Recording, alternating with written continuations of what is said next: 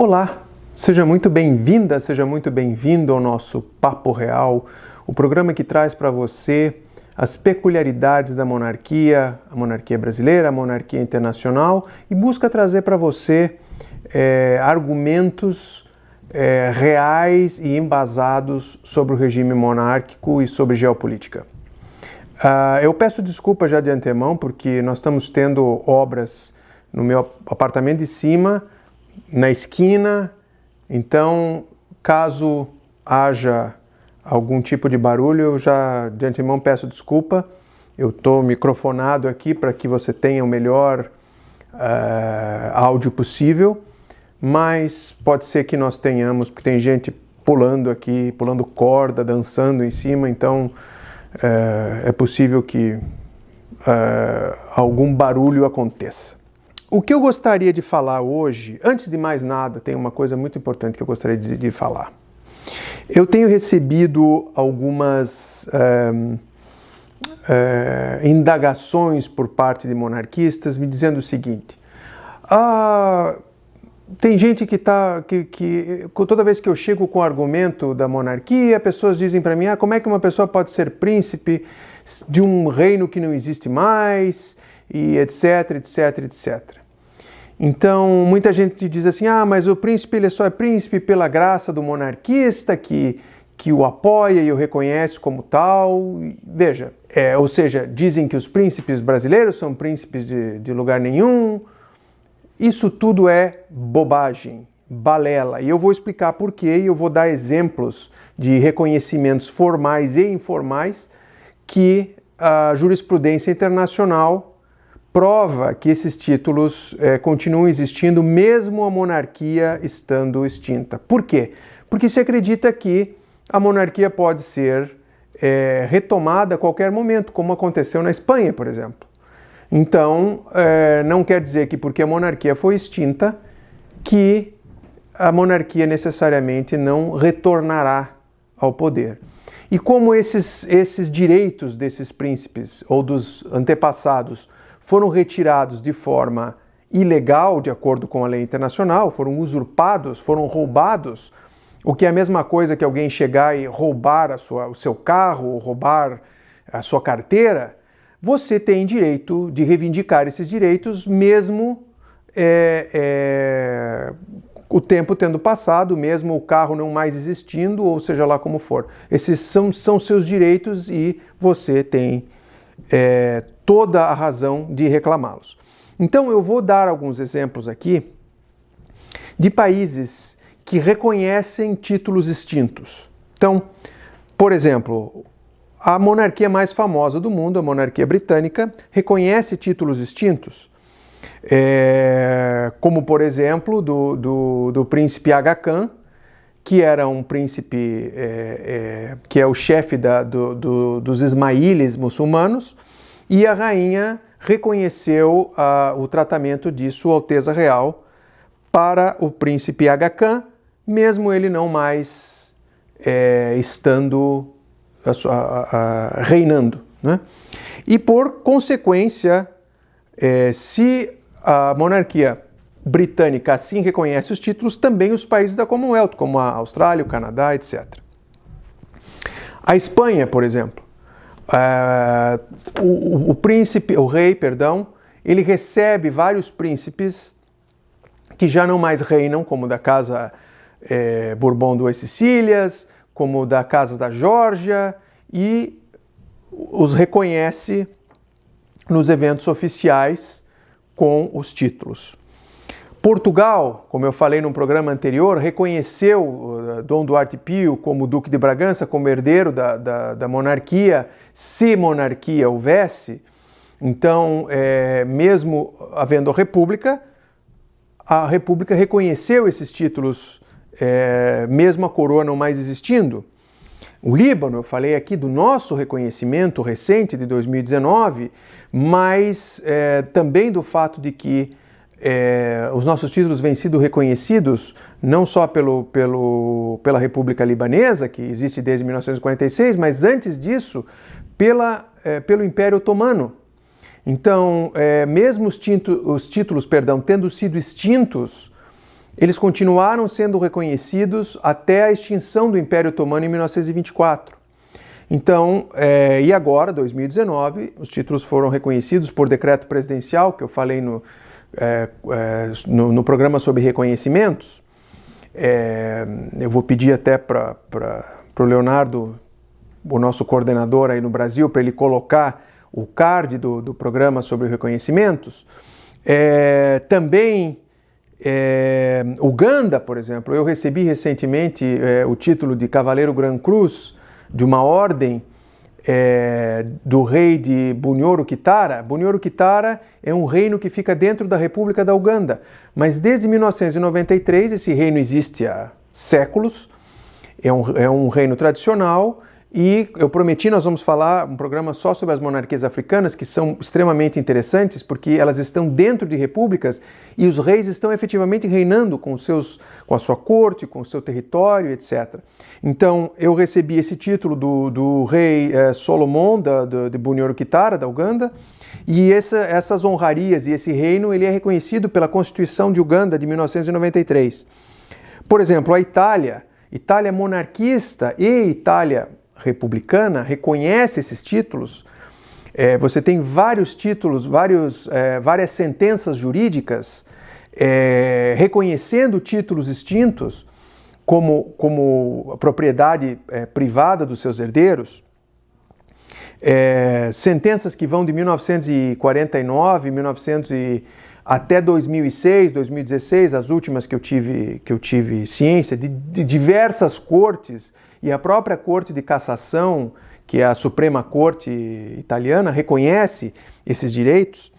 A própria França, por exemplo, os nobres franceses, eles não têm status algum de direitos, vamos dizer assim, direitos por serem nobres, mas eles têm direito de requerer esses títulos e usar esses títulos de uma determinada forma limitada, mas se reconhece essa existência, eles podem ser usados.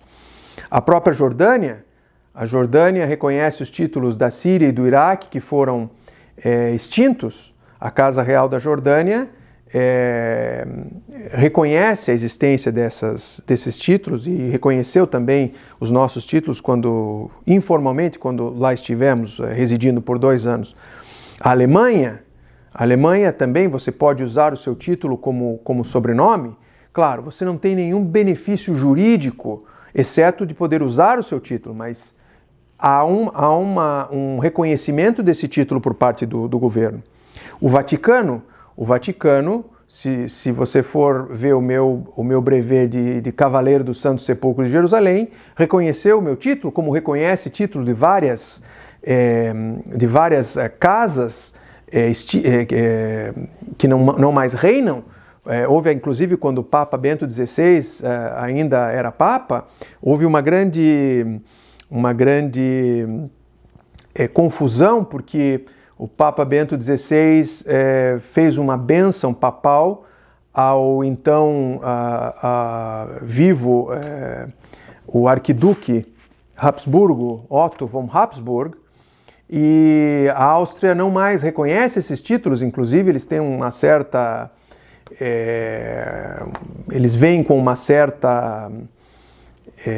como é que eu posso dizer? Um certo até desdém os títulos austríacos, pois eles são tão orgulhosos de terem se tornado uma república, uma das poucas repúblicas que está bem das pernas depois de ter se tornado república. Nós vamos falar disso aqui depois. Apesar de que eu fui convidado pelo parlamento austríaco no ano de 2018 e eles me reconheceram, me convidaram pelos títulos, né? Mas o Papa Bento XVI emitiu uma bênção, se não me engano, no aniversário do arquiduque Otto von Habsburg, com os títulos, e a embaixada da Áustria na Santa Sé reclamou, dizendo que esses títulos não mais existiam, etc., mas meio que ficou por isso mesmo. O Vaticano, a Santa Sé, reconhece títulos, especialmente títulos cristãos de casas que não mais reinam, né? A própria Albânia, eu falei aqui do Príncipe Leca. O Príncipe Leca, a Casa Real da Albânia é reconhecida pela República Albanesa, Eles têm inclusive uma função reconhecida pelo parlamento, tem uma função, muitas vezes o príncipe aconselha ministros e o próprio presidente da república, os Emirados Árabes Unidos, enfim.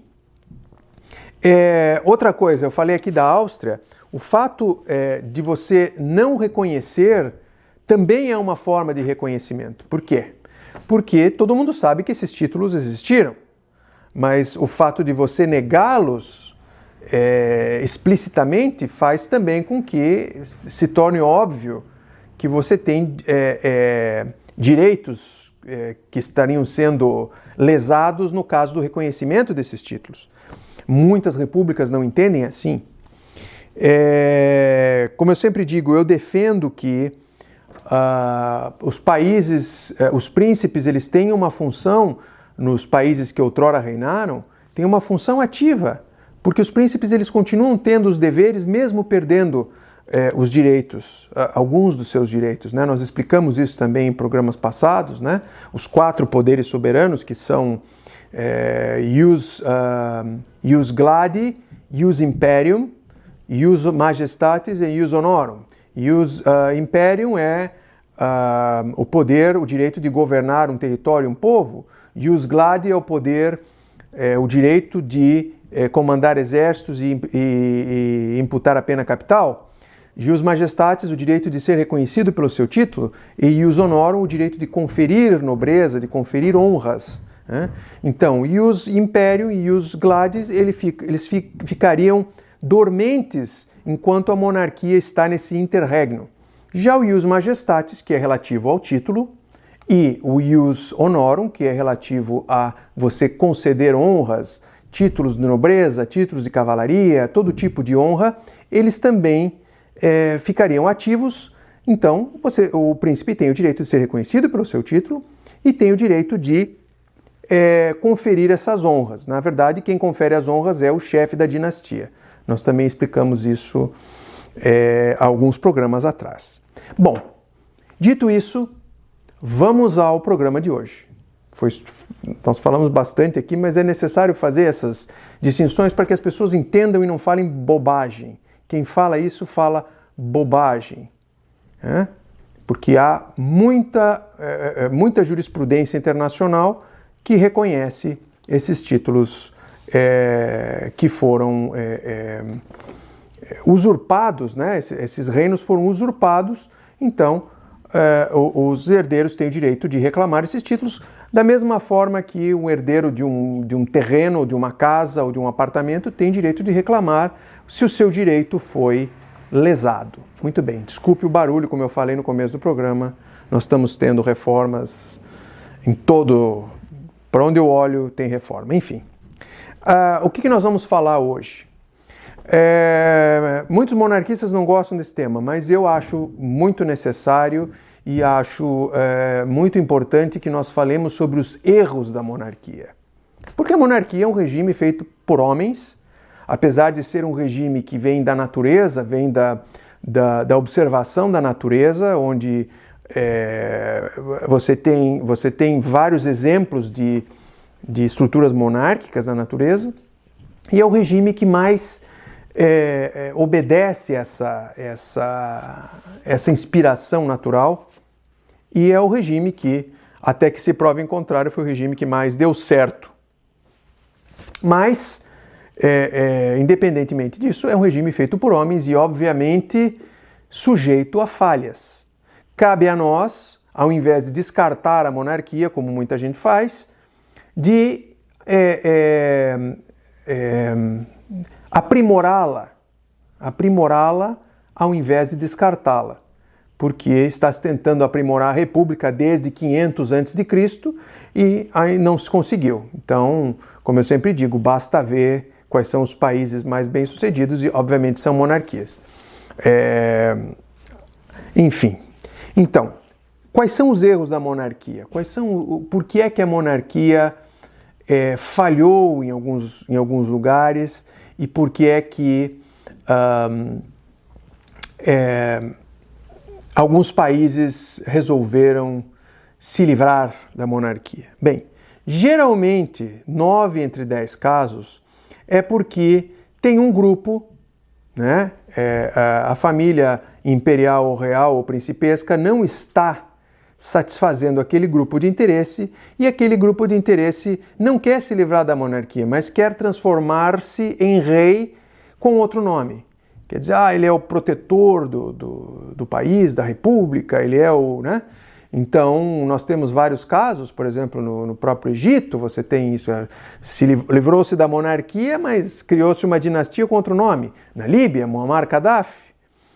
Então, você tem vários exemplos aí, a própria Revolução Francesa, que é o que nós vamos falar agora, que foi um dos regimes mais tiranos da história. Veja bem, o que eu acredito que aconteceu na Revolução Francesa, as razões pelas quais o povo se mobilizou e o povo resolveu livrar-se da monarquia, foi uma razão justificável. Por que justificável? Porque a monarquia, desde a época do Luís XIV, ela se distanciou do povo.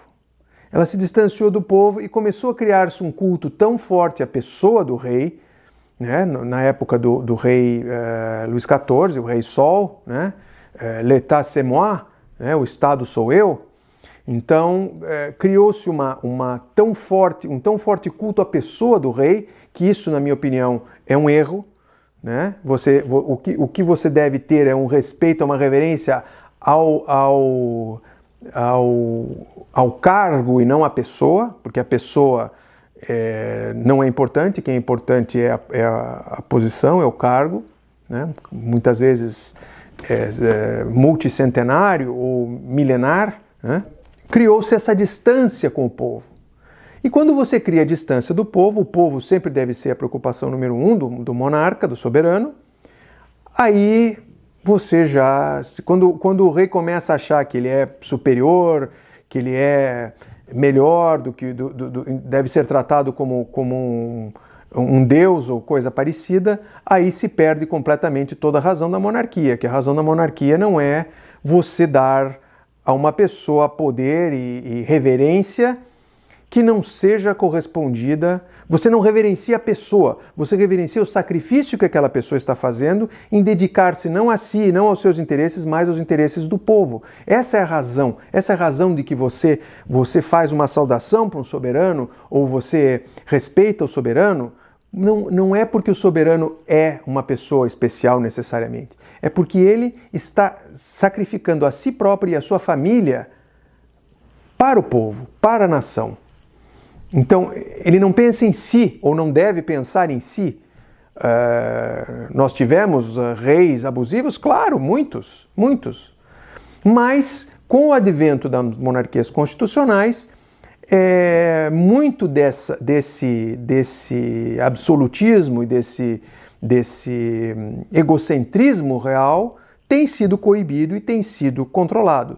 Prova é que há tantas monarquias na Europa que funcionam tão bem, são monarquias, exemplos de democracia, né? Muita gente comete esse erro de dizer que monarquia é o oposto da democracia, o que não é verdade. Você pode ter uma monarquia democrática, como você tem na Escandinávia, como você tem na própria Holanda, no próprio Reino Unido. Então, há exemplos muitos. E quem diz que a monarquia não é democrática está falando uma outra bobagem. Enfim, você tem várias razões para o rei cometer erros, né? O primeiro deles é distanciar-se do povo. Quando você não ouve mais a voz do povo, você tem, a palavra é sicofantes, se não me engano, em português, ou seja, são pessoas que elas estão em volta do rei apenas para bajulá-lo, elas não contam a realidade ao rei, elas só dizem aquilo que o rei quer ouvir. Então o rei ele não tem o input do povo, ele não ouve o povo, ele não sabe o que o povo quer. Então um rei que não está em contato direto com o seu povo, ouvindo diretamente do seu povo os seus anseios, é um rei que não merece ser rei, né? Então, o que aconteceu na Revolução Francesa foi que o Luís XIV retirou a corte de Paris para Versailles e criou lá uma Disneylândia real. Naturalmente é um palácio belíssimo, é um palácio que ficará ainda muitos anos na história, mas que na época foi um custo altíssimo, enquanto o povo estava cada vez mais passando fome. E o povo tinha a ideia de que o rei, isso já não mais Luís XIV, mas Luís XVI, que o rei estava segurando a comida e não estava dando ao povo. Então você tinha os reis fazendo gastos incríveis com o seu próprio luxo e deixando o povo passando fome. Claro, isso é errado. Quem defende isso também é louco. Ninguém em sã consciência vai defender uma coisa assim.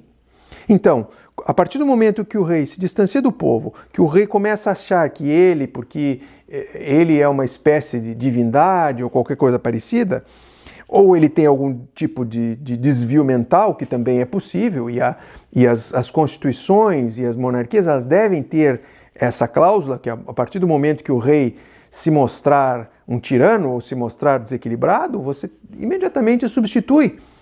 Você deve ter uma maneira tranquila e que não lese a estrutura do povo e a continuidade das coisas, para que o soberano seja substituído. Por que não?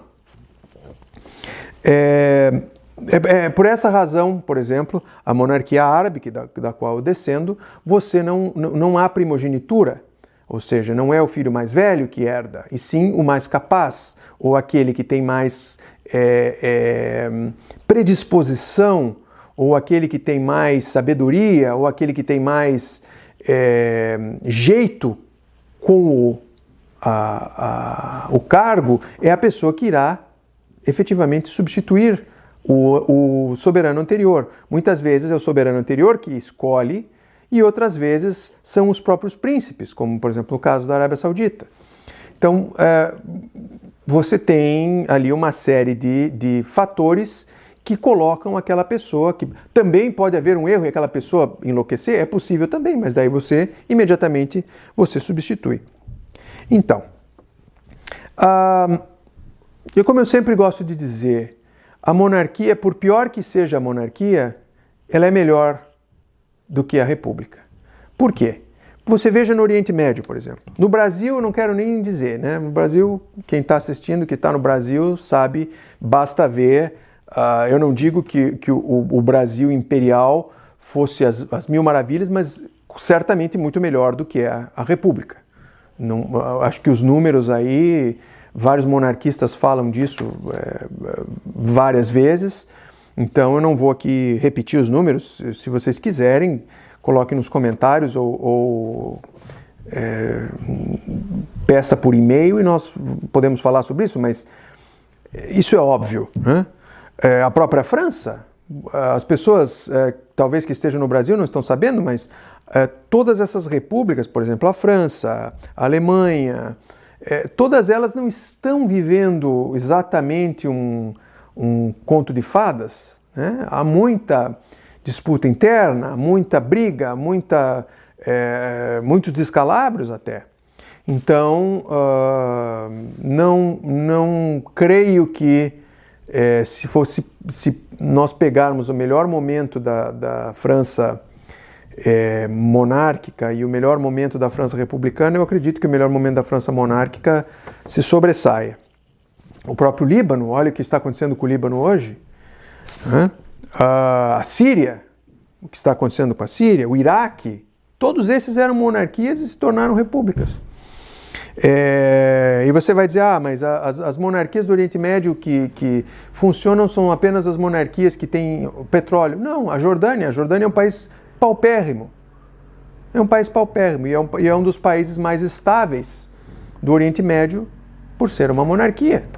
O Marrocos também não é um país rico. O Marrocos também é um país extremamente estável no norte da África. A própria Itália, né?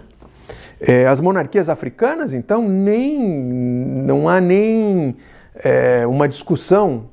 A África se tornou um mar de ditadores depois que se perderam as monarquias, né?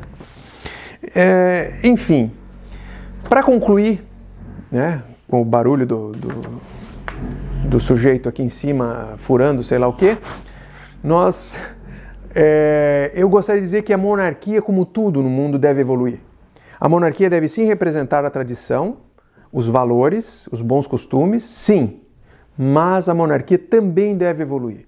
A monarquia deve adequar-se ao futuro, deve adequar-se ao presente, deve adequar-se à tecnologia, e eu acredito numa monarquia onde o rei, ele é sim o soberano, ele merece toda a reverência, ele merece todo o respeito, mas a partir do momento que ele não mais estiver correspondendo às suas atribuições, ele deve ser substituído. Agora, é aquela história, se você tem um problema com o seu telefone, que a bateria estragou, você não vai jogar o telefone fora, você vai lá e vai trocar a bateria. É a mesma coisa com a monarquia. Você não pode aceitar o subterfúgio, porque qual é a diferença entre o conservador e o revolucionário, o progressista? O conservador, ele conhece um exemplo do passado e ele acha que ele pode aplicar esse exemplo do passado no presente. Pelo menos você tem uma referência empírica, você tem fatos que possam ser usados, dados, etc., para que você possa reproduzir esse sucesso do passado. Já o revolucionário, ele se reveste de uma autoridade futura, ou seja, ele diz, olha, está tudo uma porcaria agora, mas eu vou ser a pessoa, ou o meu grupo, ou o meu partido, ou o meu sistema, nós vamos fazer isso, e vamos trazer a pujança e a alegria e a felicidade para o povo, né? Então, é muito mais uma questão de fé do que uma questão política. Então, por exemplo, o conservador, pelo menos, ele tem um passado que ele se inspira. Já o revolucionário, o que ele faz? Ele usa esses argumentos, chega no poder, né? Nós temos o exemplo claro no Brasil, né? Usam exemplos de, pelo amor de Deus, nós temos que acabar com essa corrupção, não sei o quê. Quando chega no poder, são os que fazem mais a corrupção, são os mais corruptos. Então, essa é a diferença entre o conservador e o revolucionário, né? E você pode ver isso em todas as revoluções, né? Então, por exemplo, todas as revoluções, e isso se aplica ao comunismo também, sem a menor sombra de dúvidas, o comunismo nada mais é do que uma ideologia pretextual. Ou seja, você vê na extinta União Soviética, os líderes, né, a elite do país continua sendo elite e usufruindo de meios e usufruindo de privilégios da mesmíssima forma. O povo é que sofre. Eles impõem essa ideologia no próprio povo, né? Mas eles continuam vivendo. Eu me lembro, a minha tia, em 1987, ainda era a União Soviética, ela foi visitar a União Soviética e ela voltou dizendo, os generais, o pessoal do partido, estavam todos no nosso hotel 5 estrelas, com as suas limousines, com cortininha, comendo, tomando champanhe Dom Perignon, jantando bem, enquanto o povo ficava na fila 4, 5 horas para ter meio pedaço de pão. Então, esse é o socialismo, esse é o comunismo, é uma ideologia que funciona para você, né? O que é meu, o que é teu é nosso. Então, esse é o problema que nós vemos no mundo hoje. Eu não sou contra, como eu falei no programa sobre o capitalismo, eu não sou de forma alguma contra um capitalismo menos cruel, um capitalismo baseado na qualidade do produto e não apenas no lucro cruel, explorando o trabalhador. Mas também, ao mesmo tempo, eu não posso acreditar num regime que você fica 4 horas numa fila, no frio, para ter meio pedaço de pão. Então é isso, pessoal. Eu não gostaria de me tornar muito político aqui, mas eu gosto de falar as coisas como elas são. Então agora eu vou deixar esse sujeito simpático aqui em cima de mim furando esse negócio e vou me despedindo de vocês aqui com a sempre satisfação de tê-los conosco e pedindo, por favor, divulgue o nosso canal, promova o nosso canal, recomende o nosso canal. Nós precisamos de mais assinantes, nós precisamos de mais pessoas para que o nosso canal possa crescer mais e assim informar as pessoas melhor sobre a monarquia, sobre a geopolítica e para que todos nós possamos finalmente ter um futuro melhor e mais digno, porque todos nós, sem exceção, assim o merecemos. Um grande abraço e até o próximo Papo Real.